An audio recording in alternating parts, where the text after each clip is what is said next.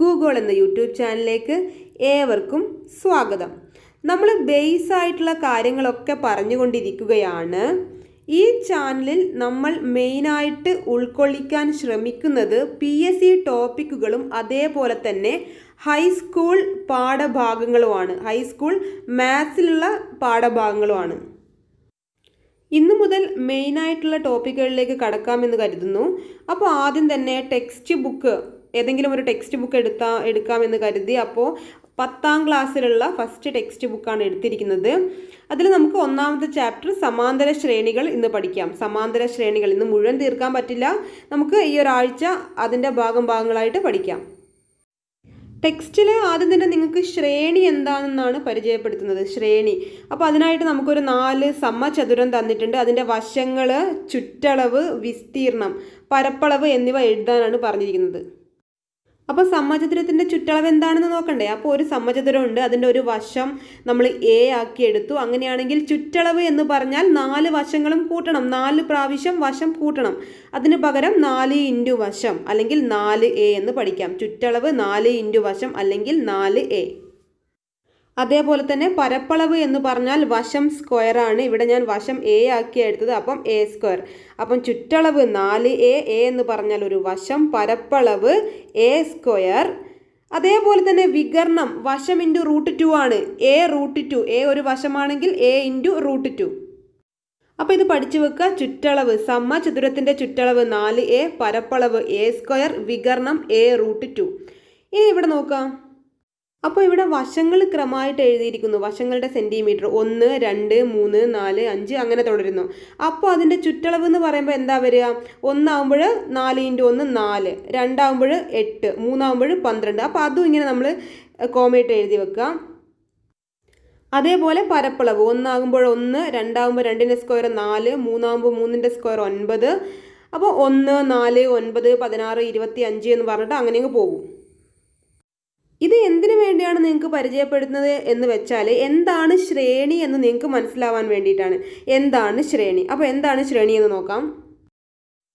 ശ്രേണി എന്താണെന്ന് പറഞ്ഞാൽ ഇവിടെ വ്യക്തമായിട്ട് പറയുന്നുണ്ട്, ഏതെങ്കിലും ഒരു നിയമത്തിൻ്റെ അടിസ്ഥാനത്തിൽ, ഏതെങ്കിലും ഒരു നിയമം അനുസരിച്ച് 1ാമത് 2ാമത് 3ാമത് എന്നിങ്ങനെ സംഖ്യകൾ എഴുതാൻ പറ്റിയിട്ടുണ്ടെങ്കിൽ അത്തരം സംഖ്യകളുടെ കൂട്ടത്തെയാണ് നമ്മൾ ശ്രേണി എന്ന് പറയുന്നത്. അതായത് ആദ്യം നമ്മൾ ചുറ്റളവ് എഴുതിയില്ലേ? ചുറ്റളവ് 4, 8, 12 എന്നിങ്ങനെ കോമയിട്ട് എഴുതിയില്ലേ? അപ്പോൾ അതൊരു നിയമത്തിൻ്റെ അടിസ്ഥാനത്തിൽ സംഖ്യകൾ ക്രമമായി എഴുതുന്നതാണല്ലോ. അപ്പം അത്തരം സംഖ്യാക്രമങ്ങളെയാണ് നമ്മൾ എന്ത് വിളിക്കുന്നത്? ശ്രേണി എന്ന് വിളിക്കുന്നത്. ഈ പാഠഭാഗത്തിൽ ആദ്യം സമാന്തര ശ്രേണി എന്താണെന്ന് പറയുന്നതിന് മുന്നേ ശ്രേണികൾ എന്താണെന്ന ഒരു ധാരണ നിങ്ങൾക്ക് ഉദാഹരണങ്ങളിലൂടെ പറയുകയാണ്. അപ്പം കുറച്ച് ഉദാഹരണങ്ങൾ തന്നിട്ടുണ്ട്, അതൊക്കെ ഒന്ന് എന്ത് ചെയ്യുക, ചെയ്ത് നോക്കുക. അപ്പോൾ നമുക്ക് അടുത്ത പേജിൽ കുറച്ച് പ്രോബ്ലംസ് ഉണ്ട്, അത് ചെയ്ത് നോക്കാം. ആദ്യത്തെ ചോദ്യം, സമഭുജ ത്രികോണം, സമചതുരം, സമപഞ്ചഭുജം എന്നിങ്ങനെ തുടരുന്ന ജാമിതീയ രൂപങ്ങളുടെ ശ്രേണിയിൽ നിന്ന് താഴെ പറയുന്ന ശ്രേണികൾ ഉണ്ടാക്കാനാണ് പറയുന്നത്. അപ്പോൾ നമുക്ക് എങ്ങനെയാണെന്ന് നോക്കാം. ഇവിടെ നോക്കുക, വശങ്ങളുടെ എണ്ണം, അകക്കോണുകളുടെ തുക, പുറംകോണുകളുടെ തുക, ഒരു അകക്കോൺ, ഒരു പുറംകോൺ എന്നിവയാണ് കണ്ടുപിടിക്കേണ്ടത്. വശങ്ങളുടെ എണ്ണം 3, 4, 5. 3 വശങ്ങളുള്ള എന്താണ്? സമഭുജ ത്രികോണം. അകക്കോണുകളുടെ തുക എത്രയാണ്? 180. നമുക്കറിയാം ത്രികോണത്തിൻ്റെ അകക്കോൺ 180 ആണ്. ഇനി പുറംകോണുകളോ? ഏതൊരു ബഹുഭുജത്തിൻ്റെ പുറംകോണുകൾ കൂട്ടിയാലും നമുക്ക് കിട്ടുക 360 ആണ്. പഠിച്ചു വെച്ചോ, ഏതൊരു ബഹുഭുജത്തിൻ്റെയും പുറംകോണുകളുടെ തുക 360 ആണ്. ഇനി അകക്കോണുകളുടെ തുക 180 ആണ്. അപ്പോൾ ഒരു അകക്കോൺ കണ്ടുപിടിക്കണം. ഒരു സമഭുജ ത്രികോണം വരച്ചാൽ നമുക്കറിയാം 3 കോണുകളാണുള്ളത്. 3ഉം സമഭുജ ത്രികോണമായതുകൾ തുല്യമാണ്. അപ്പം 3ഉം കൂടി കൂട്ടിയാൽ നമുക്ക് 180 ആണ്. അപ്പോൾ 1 കണ്ടുപിടിക്കണമെങ്കിൽ അതിനെ 3 കൊണ്ട് ഹരിക്കുക. 180/3 നമുക്ക് എത്ര കിട്ടി? 60. ഇനി ആകെ പുറംകോൺ 360 ആണ്. അതിനെ 3 കൊണ്ട് ഹരിച്ചാൽ നമുക്ക് എത്ര കിട്ടും? പുറംകോൺ എന്ന് പറഞ്ഞാൽ ഈ കാണുന്നതാണ് പുറംകോണുകൾ. 3 പുറംകോണുകളും കൂടി കൂട്ടിയാലാണ് 360. അപ്പോൾ 1 കണ്ടുപിടിക്കണമെങ്കിൽ 360നെ 3 കൊണ്ട് ഹരിച്ചാൽ 120 കിട്ടും. അപ്പം ഇവിടെ നോക്കുക, ഒരു അകക്കോൺ എന്ന് പറഞ്ഞാൽ 60ഉം ഒരു പുറംകോൺ എന്ന് പറഞ്ഞാൽ 120ഉം കിട്ടി. ഇനി 4 വശമുള്ള നോക്കാം. 4 വശമുള്ളത് സമചതുരമാണ്. അപ്പോൾ അകക്കോണുകളുടെ തുക എത്രയാണ്? ഒരു സമചതുരം വരച്ചു നോക്കാം. ഒരു സമചതുരം സമചതുരമായി. അതിൽ നമുക്കറിയാം സമചതുരത്തിനെ 2 ത്രികോണങ്ങളാക്കി ഭാഗിക്കാം. അപ്പം ഒരു ത്രികോണത്തിൻ്റെ ആകെ കോണളവ് 180, മറ്റേ ത്രികോണത്തിൻ്റെ ആകെ കോണളവും 180. അപ്പം ഈ ത്രികോണത്തിൻ്റെ 3 കോണുകളും കൂട്ടിയാൽ 180, അടുത്ത ത്രികോണത്തിൻ്റെ 3 കോണുകളും കൂട്ടിയാൽ 180. നമുക്കറിയാം, ഇപ്പം പഠിച്ചതേ ഉള്ളൂ. അപ്പോൾ അങ്ങനെയാണെങ്കിൽ സമചതുരത്തിൻ്റെ മുഴുവൻ കോണുകളും കൂട്ടിയാൽ നമുക്ക് എത്ര കിട്ടും? 180 × 2 360. 180 കൂട്ടിയാൽ മതിയല്ലോ. അപ്പോൾ 180 × 2 360 കിട്ടി. അപ്പം സമചതുരത്തിൻ്റെ അകക്കോണുകളുടെ തുക 360 എല്ലാം തുല്യമാണ്. അങ്ങനെയാണെങ്കിൽ ഒരു കോണ് കണ്ടുപിടിക്കണമെങ്കിൽ എന്തുകൊണ്ട് ഹരിച്ചാൽ മതി? ആകെ 4 കോണുകളല്ലേ ഉള്ളത്, അപ്പോൾ 4 കൊണ്ട് ഹരിക്കുക. അപ്പോൾ എത്ര കിട്ടി നമുക്ക്? 90 എന്ന് കിട്ടി. 360/4 90. ഇനി പുറം കോണുകൾ ഞാൻ പറഞ്ഞു, ഏതൊരു ബഹുഭുജം എടുത്താലും സമബഹുഭുജം എടുത്താലും 360 പുറം കോണ്. അപ്പം /4 കൊടുക്കുക. അപ്പോൾ എത്ര കിട്ടി നമുക്ക്? 90 കിട്ടി. അപ്പോൾ അകക്കോണുകളുടെ തുക 360, പുറം കോണുകളുടെ തുക എന്തുതന്നെയാണ്? 360 തന്നെയാണ്. ഒരു അകക്കോൺ 360 4 കൊണ്ട് ഹരിച്ചാൽ 90, ഒരു പുറം കോൺ എത്ര തന്നെ കിട്ടി നമുക്ക്? 90 തന്നെ കിട്ടി. ഇനി 5 വശമുള്ള സമപഞ്ചഭുജം. ഒരു സമപഞ്ചഭുജം വരച്ചു. ഈ സമപഞ്ചഭുജത്തെ നമുക്ക് എത്ര ത്രികോണങ്ങളാക്കി മാറ്റാം എന്ന് ചിന്തിക്കാം. 3 ത്രികോണങ്ങളാക്കി മാറ്റാം. അപ്പോൾ 180 180 180. അപ്പോൾ കോണുകളുടെ തുക കണ്ടുപിടിക്കണമെങ്കിൽ 3 × 180 3 180 കൂട്ടണം. അപ്പോൾ 3 × 180 എന്ന് പറയുമ്പോൾ എത്ര കിട്ടി? 540 കിട്ടി. 540. ഓക്കെ. അപ്പോൾ ഒരു അകക്കോണ് കണ്ടുപിടിക്കണമെങ്കിൽ 540 എന്തുകൊണ്ട് ഹരിക്കണം? 5 കൊണ്ട് ഹരിക്കണം. 5 കോണുകളാണല്ലോ ഉള്ളത്. അപ്പോൾ 5 കൊണ്ട് ഹരിക്കാം. അപ്പം 540 5 കൊണ്ട് ഹരിച്ചാൽ നമുക്ക് എത്ര കിട്ടും? 108 കിട്ടും. 108. ഇനി പുറംകോണുകളുടെ തുക എത്രയാണ്? അത് കണ്ടുപിടിക്കേണ്ട ആവശ്യമില്ല, നമുക്കറിയാം 360. അപ്പം 360 5 കൊണ്ട് ഹരിച്ചാൽ എത്ര കിട്ടി? 360 5 കൊണ്ട് ഹരിച്ചാൽ 72 കിട്ടി. 72 ഡിഗ്രി ആണല്ലോ. അപ്പോൾ ഇത്രയേ ഉള്ളൂ. ഇത് നമുക്ക് അവിടെ എഴുതാം. എത്രയാണ്? അകക്കോണുകളുടെ തുക 540, പുറംകോണുകളുടെ തുക 360. ഒരു അകക്കോൺ 540 5 കൊണ്ട് ഹരിച്ചപ്പോൾ 108 കിട്ടി. ഒരു പുറംകോൺ 360 72 കിട്ടി. അപ്പോൾ ഇതൊക്കെ ഒരു ശ്രേണികളാണ്. ആദ്യത്തെ ശ്രേണി 180, 360, 540 ഒരു ശ്രേണി. അത് 180 കൂട്ടി പോകുന്നു. ഇതൊരു ശ്രേണിയാണ് അല്ലേ? എല്ലാ സംഖ്യകളും ഒന്നാമത്തെ രണ്ടാമത്തെ ഒക്കെ ഒരു നിശ്ചിത സംഖ്യ 360 തന്നെ. ഇതൊരു ശ്രേണിയാണ്. 120 90 ഇതൊക്കെ എന്താണ്? ശ്രേണികൾക്ക് ഉദാഹരണമാണ്. ഏതെങ്കിലും ഒരു നിയമത്തിൻ്റെ അടിസ്ഥാനത്തിൽ ക്രമമായി എഴുതാൻ കഴിഞ്ഞാൽ അവയെ നമുക്ക് ശ്രേണി എന്ന് വിളിക്കാം. അത്രയേ ഉള്ളൂ. അടുത്തൊരു ക്വസ്റ്റ്യൻ നോക്കൂ. അവിടെ പൊട്ടുകൾ വെച്ചിട്ടുണ്ട്. ഒരു ക്രമമായ രീതിയിലാണ് വച്ചിരിക്കുന്നത്. അങ്ങനെയാണെങ്കിൽ അടുത്ത 3 രൂപങ്ങൾ ഉണ്ടാക്കാൻ എത്ര പൊട്ടുകൾ വേണം എന്നതാണ് ക്വസ്റ്റ്യൻ. ഓക്കെ, നമുക്ക് എങ്ങനെയാണെന്ന് നോക്കാം. അതെങ്ങനെയാണ് ചെയ്യാൻ നോക്കാം. അപ്പം ആദ്യത്തിൽ 3 പൊട്ടുകളാണുള്ളത്. അടുത്തതിൽ എത്ര ഉണ്ട്? 3ഉം 3ഉം എത്ര?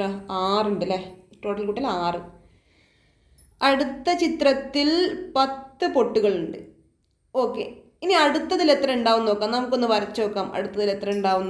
താഴെ നമുക്ക് ഒരു 5 എണ്ണം കൂടി വെക്കാം. അപ്പോൾ എണ്ണി നോക്കിയാൽ എത്ര ഉണ്ടാവും? 15 എണ്ണം ഉണ്ടാകും. 15 എണ്ണം. ഇവിടെ നോക്ക്, ഈ രൂപത്തിൻ്റെ കൂടെ താഴെ ഒരു 3 എണ്ണം കൂടി ചേർത്തതല്ലേ അടുത്തത്. അപ്പോൾ ഇതിൻ്റെ കൂടെ എത്രയാണ് കൂട്ടുന്നത്? 3. അടുത്തതിലേക്ക് അതിൻ്റെ കൂടെ ഒരു 4 എണ്ണം കൂടി, ആ താഴത്തെ അതും കൂടി കൂട്ടിയതല്ലേ അടുത്ത രൂപം. അപ്പോൾ 3ൻ്റെ കൂടെ അവിടെ 3 കൂട്ടിയപ്പോൾ അത് കിട്ടി.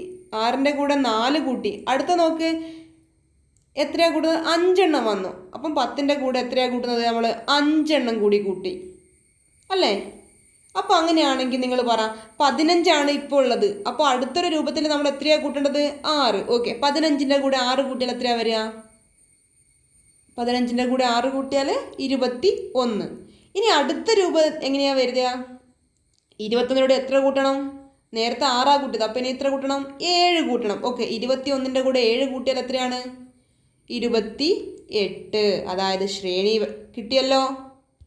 ശ്രേണി കിട്ടി. 3ൻ്റെ കൂടെ 3 കൂട്ടിയപ്പോൾ 6, പിന്നെ 4 കൂട്ടി 10 ആയി. 10ൻ്റെ കൂടെ 5 കൂട്ടി, 15ൻ്റെ കൂടെ 15 ആയി. 15ൻ്റെ കൂടെ 6 കൂട്ടി, 21ൻ്റെ കൂടെ എത്രയായി? 7 കൂട്ടി. അപ്പം നമ്മൾ ചോദ്യത്തിൻ്റെ ഉത്തരം ഇതാണ് 15, 21, 28 3 രൂപങ്ങൾക്ക് വേണ്ട പൊട്ടുകളുടെ എണ്ണം. ഇത്രയേ ഉള്ളൂ. അടുത്തൊരു ക്വസ്റ്റ്യൻ നോക്കാം. 3 കൊണ്ട് ഹരിച്ചാൽ 1 ശിഷ്ടം വരുന്നതും അതേപോലെ തന്നെ 2 ശിഷ്ടം വരുന്നതും ശ്രേണികൾ എഴുതാനാണ് പറയുന്നത്. നോക്കാം. ശിഷ്ടം 1 വരുന്നവയും ശിഷ്ടം 2 വരുന്നവയും. അപ്പോൾ നമുക്ക് 3 കൊണ്ടാണ് ഹരിക്കേണ്ടത്. 1നെ 3 കൊണ്ട് ഹരിച്ചാൽ ശിഷ്ടം എത്രയാ? 3 പോവില്ലല്ലോ, അപ്പോൾ ശിഷ്ടം തന്നെയല്ലേ. അപ്പോൾ 1 ശിഷ്ടം വരും. അപ്പോൾ 1 അതിൽ വരും. ശിഷ്ടം 1 വരുന്നതിൽ 1 വരും. 2നെ 3 കൊണ്ട് ഹരിച്ചാൽ ശിഷ്ടം 2 തന്നെ, കാരണം 3 പോവില്ല. അപ്പം ശിഷ്ടം 2 വരുന്നവയിൽ ആര് വരും? 2 വരും. അടുത്ത സംഖ്യ 3. 3നെ 3 കൊണ്ട് ഹരിച്ചാൽ ശിഷ്ടം 0. 3ൽ പൂർണ്ണമായിട്ട് 3 പോകും, ഒരു പ്രാവശ്യം പോകും. അടുത്തത് 4. 4നെ 3 കൊണ്ട് ഹരിച്ചാൽ അപ്പം 1 3 3 ബാക്കി എത്ര വരും? 1 വരും. അപ്പം 4 എന്തിൽ വരും? 1 ശിഷ്ടം വരുന്നതിൽ വരും. ഓക്കെ. അടുത്തത് 5നെ 3 കൊണ്ട് ഹരിച്ചാൽ 1 3 3 ബാക്കി 2 വരും. അപ്പോൾ ശിഷ്ടം 2 വരുന്നതിൽ വരും. അതായത് നമ്മൾ 5 ഹരിക്കണം 3, 1 3 3 എത്ര വന്നു? ശിഷ്ടം 2. അപ്പോൾ 2 ശിഷ്ടം വരുന്നതിൽ 5 വരും. അടുത്തത് 6. 6നെ 3 കൊണ്ട് ഹരിക്കുമ്പോൾ ശിഷ്ടം 0, കാരണം 2 × 3 6 ആണ്. അടുത്തത് 7. 2 3 6 ബാക്കി എത്ര വരിക? 1. 7നെ 3 കൊണ്ട് ഹരിക്കുമ്പോൾ 2 2 3 6 1 ശിഷ്ടം വരും. അപ്പം 7 ഏതിൽ വരും? 1 ശിഷ്ടം വരുന്നതിൽ വരും. 7 വരും. ഓക്കെ. അടുത്തത് 8. 8നെ ഹരിക്കുമ്പോൾ നമുക്കറിയാം എത്ര വരിക? 2 ശിഷ്ടം വരും, കാരണം 2 3 6 ആണ്. അപ്പോൾ 8 അതിൽ വന്നു. അടുത്ത സംഖ്യ 9 ആണ്. 9ൽ പൂർണ്ണമായിട്ട് 3 പോകും. അടുത്തത് 10. 10 കൊണ്ട് ഹരിക്കുമ്പോൾ 1 ശിഷ്ടം വരും. 11നെ ഹരിക്കുമ്പോഴോ 2 ശിഷ്ടം വരും. 11നെ ഹരിക്കുമ്പോൾ 2 ശിഷ്ടം വരും. അപ്പോൾ നമുക്ക് 1 ശിഷ്ടം വരുന്നവ ശ്രേണി കിട്ടി. 1 4 7 10. എന്തെങ്കിലും ബന്ധമുണ്ടോ? 1ൻ്റെ കൂടെ 3 കൂട്ടിയാൽ 4, 4ൻ്റെ കൂടെ 3 കൂട്ടിയാൽ 7, 7ൻ്റെ കൂടെ 3 കൂട്ടിയാൽ 10. അടുത്തപ്പോൾ നിങ്ങൾക്ക് പറയാൻ പറ്റില്ല എത്രയായിരിക്കും? 13. 2ൻ്റെ കൂടെ എത്ര കൂട്ടണം? 3 കൂട്ടിയാൽ 5, 5ൻ്റെ കൂടെ 3 കൂട്ടിയാൽ 8, 8ൻ്റെ കൂടെ അപ്പോൾ അടുത്ത എത്രയായിരിക്കും? 11ൻ്റെ കൂടെ 3 കൂട്ടിയാൽ 14. അപ്പം ഇതേ ഉള്ളൂ. നമുക്ക് 3 കൊണ്ട് ഹരിച്ചാൽ ശിഷ്ടം 1 വരുന്ന ഒരു സംഖ്യ കിട്ടിയിട്ടുണ്ടെങ്കിൽ മറ്റത് മുന്നോട്ടേക്ക് കിട്ടണമെങ്കിൽ നിങ്ങൾ 3 കൂട്ടി എഴുതിയാൽ മതി. അടുത്ത ക്വസ്റ്റ്യൻ 1, 6 എന്നീ എണ്ണൽ സംഖ്യകളിൽ അവസാനിക്കുന്ന എണ്ണൽ സംഖ്യകളുടെ ശ്രേണി എഴുതാനാണ്.